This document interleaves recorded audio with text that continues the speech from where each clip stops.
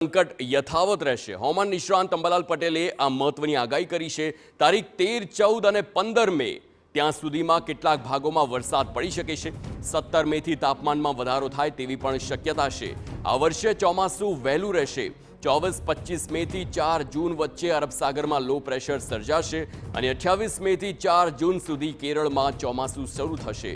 19, 20 અને 22 જૂનમાં વાવાઝોડા સાથે વરસાદની શક્યતા છે। એટલે કે 19, 20 અને 22 જૂન બાદ એક સત્તાવાર રીતે વરસાદની શરૂઆત થાય તેવા પ્રકારની આગાહી અંબાલાલ પટેલની છે।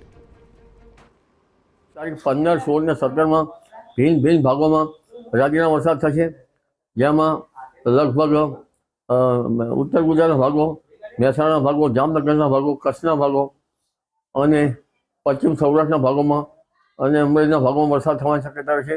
સુરેન્દ્રનગરના ભાગમાં પણ વરસાદ થવાની શક્યતા રહેશે। તારીખ 28 મેથી 4 જૂન વચ્ચે રોહિણી નક્ષત્રનો વરસાદ કોઈ ભાગમાં થવાની શક્યતા રહેશે અને આ વરસાદ લગભગ ઘણો ભાગમાં સારો છે।